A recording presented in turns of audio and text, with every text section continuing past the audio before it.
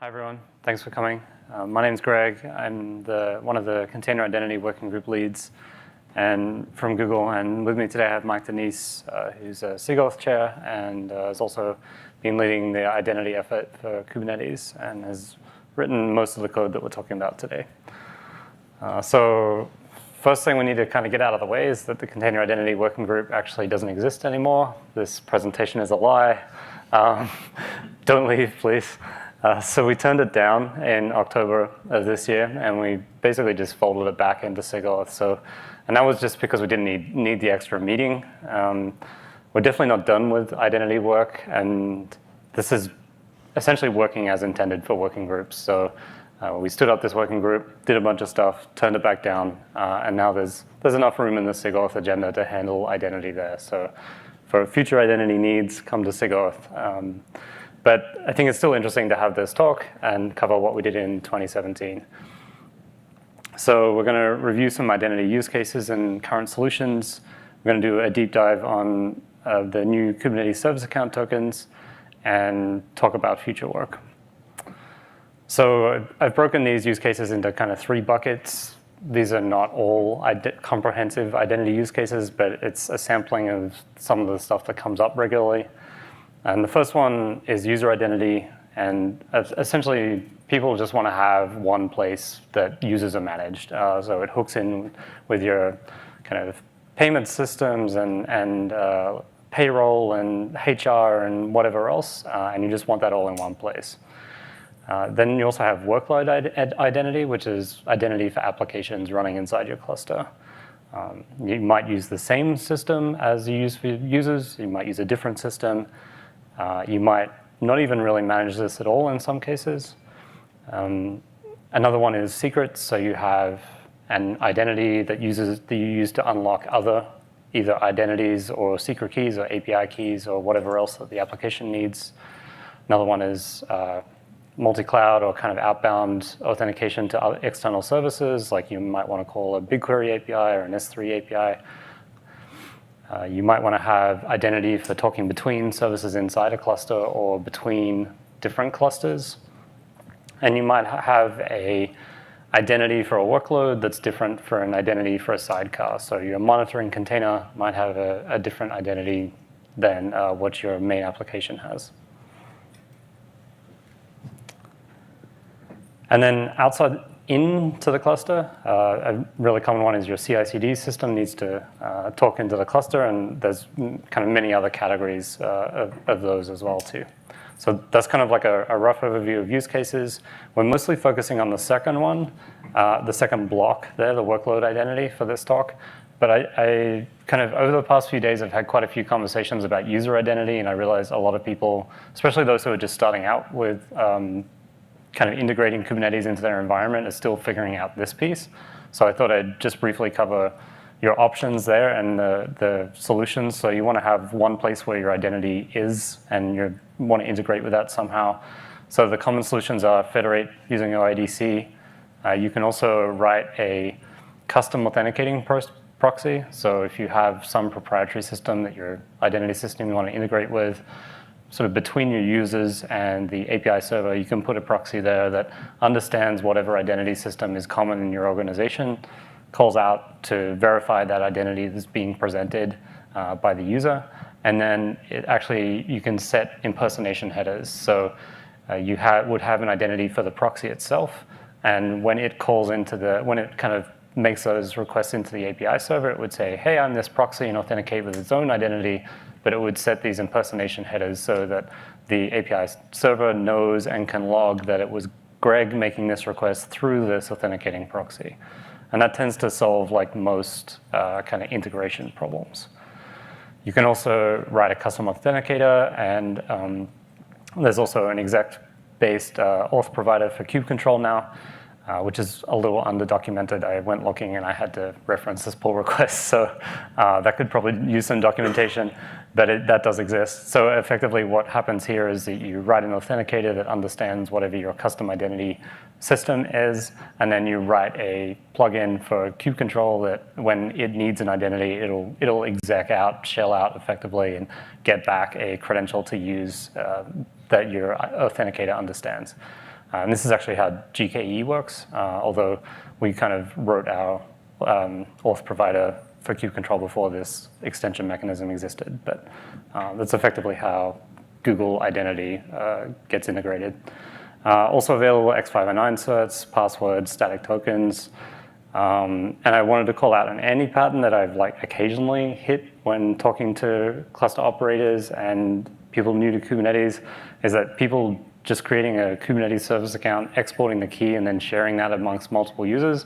It's a really bad idea if you find yourself tempted to do that. It's basically the same as writing down your password and handing it out to people. So don't do that. Do one of the things that's in the top section of the bullets here. So switching over to workload identity, I should say too, we've probably got about 15, 20 minutes of content here, so there should be a fair bit of time for questions if people have questions. So what are the goals of a workload identity system? We want to get identity to applications with very little developer effort. We want to make sure that we can handle multiple external systems. We want to minimize how bad a compromise or a leak of a credential can be. Leaking one credential shouldn't give you broad access to the whole system. Those credentials should have limited lifetime, auto-rotate, and ideally be non-exportable where possible. So if you have access to something like a trusted platform module, then you should be able to hold your key somewhere where it's really hard for an attacker to get at it. A bunch of external efforts that I'm not going to cover in any sort of detail, but are kind of here for reference. So in case you're new to this space, Spiffy and Spire is X509 identity. Istio is also X509 identity.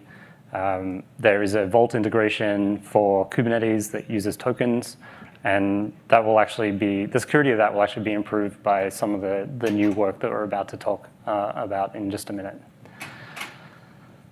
So workload identity. So Kubernetes Service Accounts. I'm kind of going to give you a sort of 2017 picture, and then I'll hand over to Mike for him to talk about what's happened in 2018 and further out. So in 2017, effectively your only option for Kubernetes Service Accounts was these forever tokens that lived in secrets, as in they didn't expire. Rotating a leaked token or some sort of compromised token is really painful, and we had a kind of real-world application of this where a CNI plugin was leaking tokens into logs, and we had to kind of rotate off that credential, and that was quite difficult because they live forever, and this particular case, leaking into logs is quite bad because logs last for a long time. So effectively, what we had to do was create a new service account, move everything onto the new service account, and then delete secrets for the old service account. And that sort of stuff is way more painful than it should be because of kind of the design of this system. The permissions are too permissive. They shouldn't be. All users don't need broad access to the actual file on disk. There's no audience binding, which Mike will cover in his section. So I'll hand it over to Mike to talk about. So I'm going to go over the new provisioning flow for Kubernetes Service Account tokens. Essentially, what happens when a kubelet is directed to start a pod running as a service account, before it starts that pod, it'll make a request to the API server for a token. The API server issues that token, and the kubelet will then expose that token to the application running inside the pod via a volume. The application reads that token from disk and presents it to other apps, maybe the Kubernetes API server or Vault.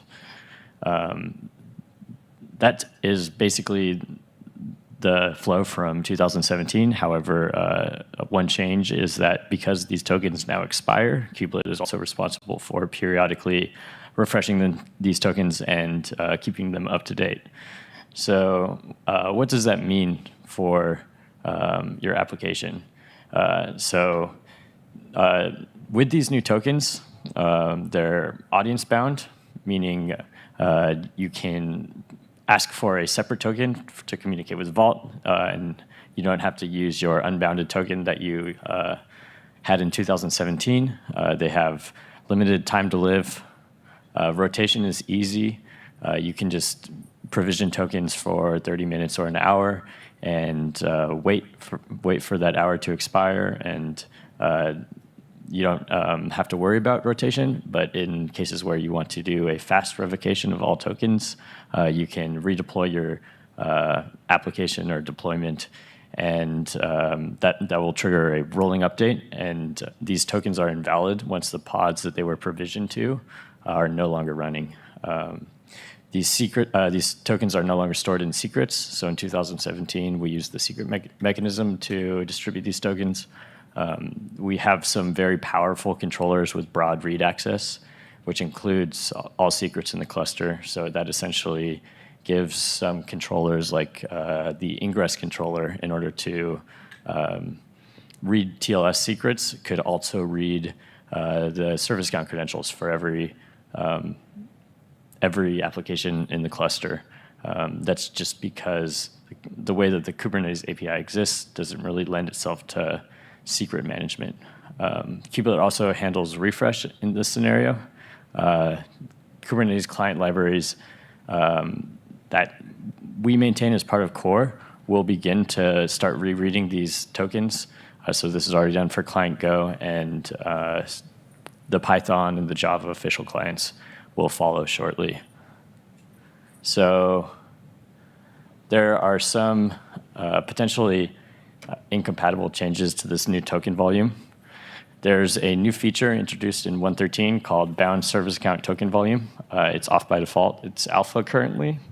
And what it does is it swaps out the old secret volume for a projected volume that uses the new token projection. So while this will probably be transparent for many applications, certain applications doing a little different things might notice a hiccup. Namely, you have to reread the token periodically, because it will change out from underneath you. If you're using up-to-date client Go, this might be handled for you. However, if you're doing something else or you're using old client libraries, you need to be aware of this. We locked down the file permission from 644 to 600. So if you were running an application as a user that is non-root, you might notice this and run into this and get file permission errors. The best way to work around this is to use the FS group feature in the pod security context, and add a supplemental group to your application so that it still has permission to read that. So with using that FS group feature, that file permission will change to 640, which is strictly better. It only allows your individual application running as an unprivileged user to access that credential. And in the case of a container breakout, other applications on the node will not be able to read that. We still allow secrets to be injected into environment variables via the downwards API. You can use the $sign syntax to reference a secret. We have disallowed that behavior in this new iteration of token volumes, just because those environment variables often leak into logs in unexpected ways. And for a number of, there are many blogs on the internet that say don't use environment variables to pass credentials to applications. Pod security policies might need to change if you're making use of this feature. Instead of permitting a secret volume, you now have to permit a projected volume. Other than that, the service account volume, the structure and the location of it on inside the pod is unchanged. So it still has that CA cert, still has the token file, and it also has the namespace file. So the file structure is preserved in these new token volumes. So what's our migration plan? We have a very rough timeline. So we got this feature into 1.13. Please turn it on and test it out and see what breaks. Let us know any pain points. We're thinking about some migration tools to ease the migration to these new token volumes. We would like to implement, I don't want to make any promises, but If we implement any migration help, it'll be before 1.15 when we plan to turn these features on by default and make the feature beta. We'll also send out lots of emails to the Kubernetes announce list and the Kubernetes dev list and make sure people are very aware. And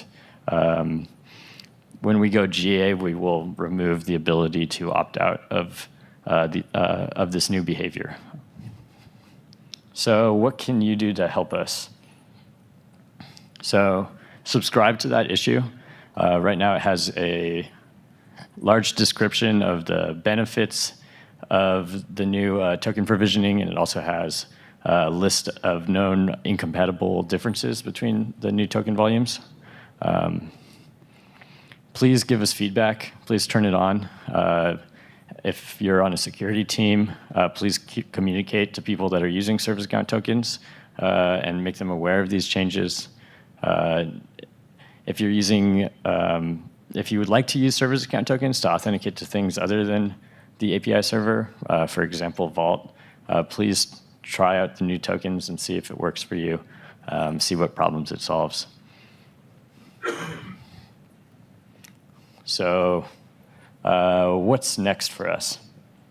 Now that we have these new tokens, we actually encode per pod information, including the pod UID and the pod name. So we can actually start to build node-scoped authorization systems.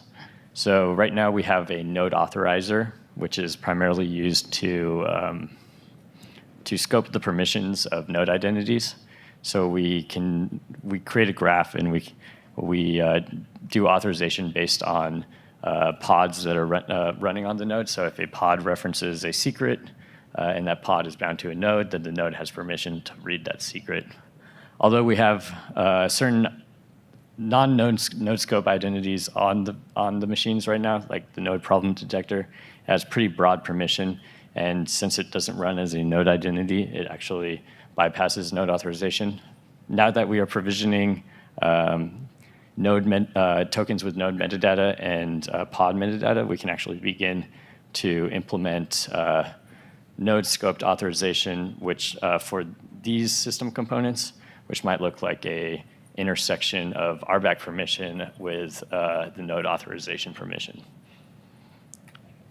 So what was not covered by this token work is any form of server authentication. We would like to implement some sort of easy server authentication for Kubernetes components that are part of core. We suggest that for user workload applications that you use some higher level system like Spiffy or Istio. However, since we have this bootstrapping problem, we need to make sure that we have a low dependency solution for server authentication. And we want to authenticate to the same servers as I mentioned before, the node problem detector, kubelet. So we're exploring mechanisms for auto-approving or auto-provisioning serving certificates for these workloads. And then the final step is, or the final piece here is non-exportable credentials. So we're thinking about ways to harden these tokens and potentially allow them to be bound to keys and allow those keys to live inside TPMs. So we want to focus on hardening this token flow so that it's useful and secure. So that brings us to the end of the content that we have prepared, but we want to hear your feedback and answer any questions that you have. Maybe just repeat the question, might be easier. Yeah, what would the migration tool look like going from the old tokens to the new tokens? This is not written down anywhere, and it actually just came out of some discussions that we've had this week with Clayton. We were considering namespace level opt-out, so maybe a service account level opt-out. So add an annotation to a service account that says, do legacy token provisioning. And for service accounts that don't have that annotation, we don't create that secret containing the token, the old style token, and we mount in the new projected volume. In situations like if you had created a service account, exported that key, and used it in your CI system, you would add that annotation, and that would preserve the behavior. And maybe at a certain point in migration, if you know that you're doing these types of things, you can go and annotate all service accounts running in a cluster before an update, and the behavior would be preserved for those service accounts. And then your security team would hopefully nag you because you're using insecure tokens, and eventually all those use cases would go away, or you'd find alternatives, and we could turn this annotation behavior off.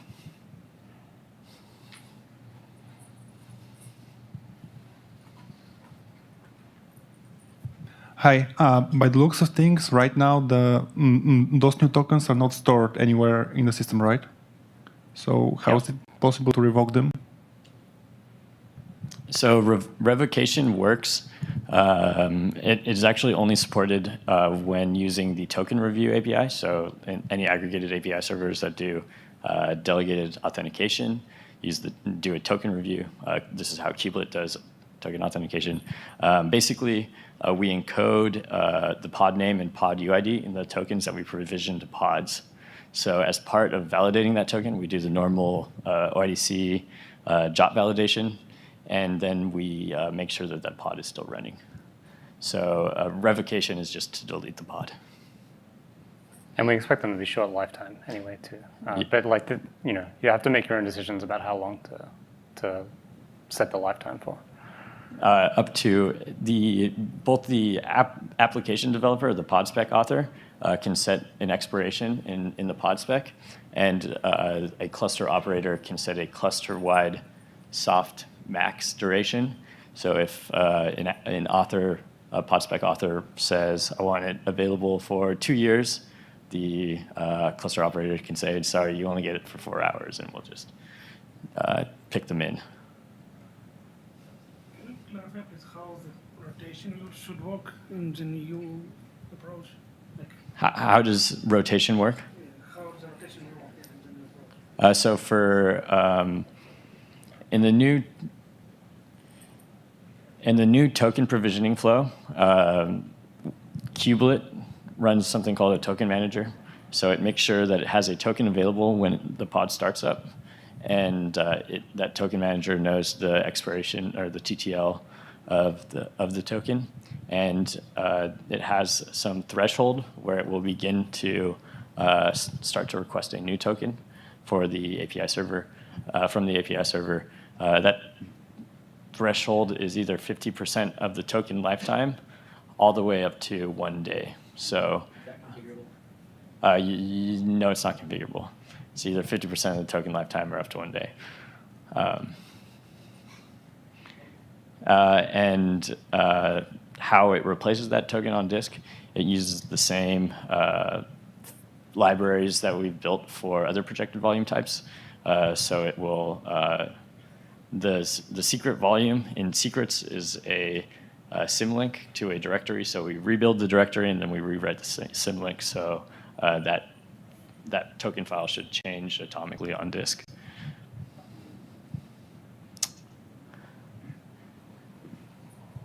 How this is integrated or working with Spiffy and Spire? I mean, is there any integration that can make this like a full solution?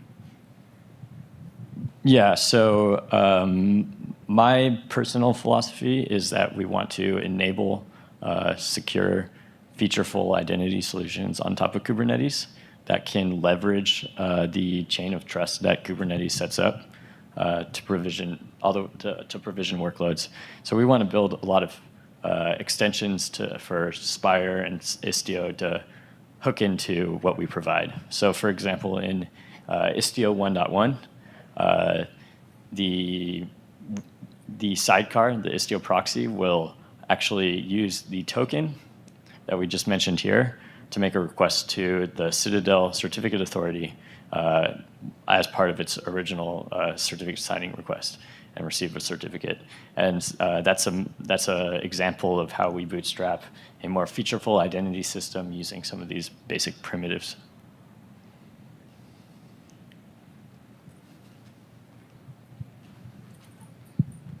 Is there consideration to put the token lifetime on the pod security policy?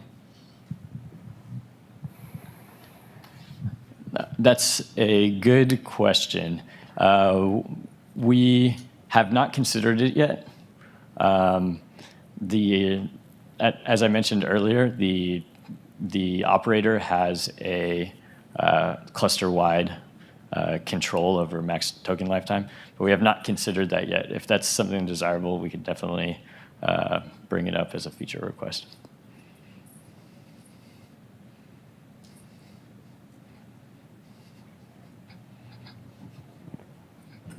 You talked a little bit about multi-clusters, and is there any notion or plans to add cluster identity as part of the default tokens that you get in a pod?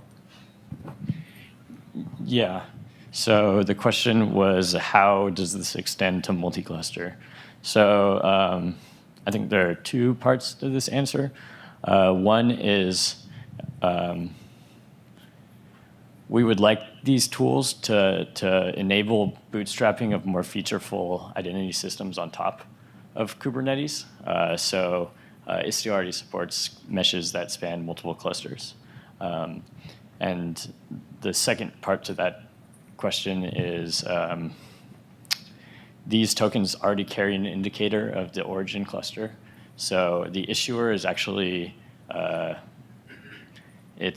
we run a single issuer per cluster. So the issuer field in that JWT, the issuer URL indicates the origin cluster of that token. So you can start to reason about origin cluster in that way.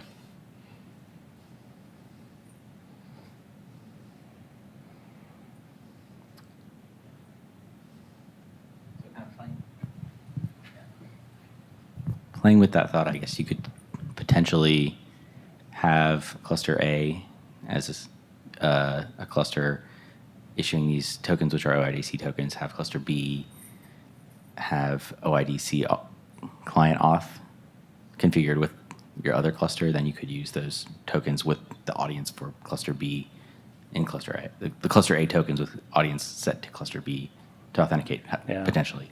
Yeah. So that would definitely work. The other option is to share an issuer between many clusters. If you don't have a requirement to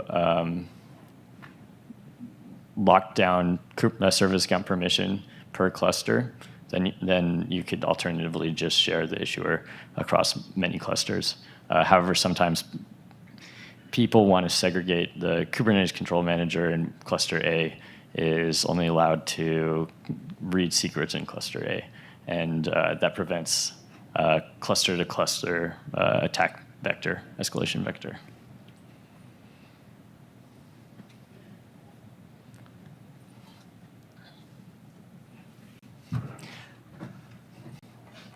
What do you think? Anyone else? All right, Let's go one more. Let's go one more. Still got time, I think.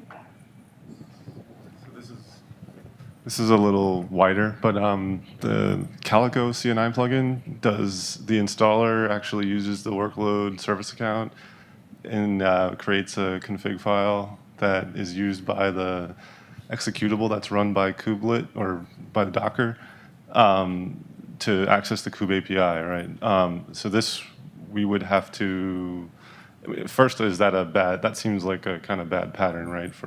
Would it be better to do something like your exec auth pattern that you guys do for GKE, or, well, I guess the alternative with this new feature, we'd have to periodically reread and rebuild that file as a minimum. What are your suggestions for that, I guess? So I think there are two models for some of these helper components, like a CNI plugin or a flex volume plugin.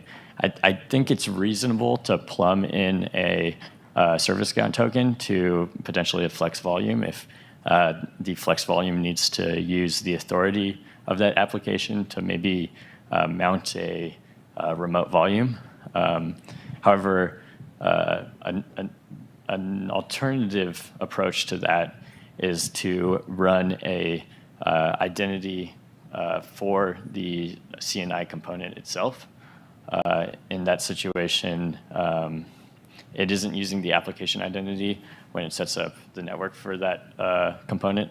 I'm not sure if these things usually require a daemon set. I believe Calico does require a process running on all nodes in order to work correctly. So I would just give that Calico node agent its own service account identity and use that to do any authentication rather than using the application's identity.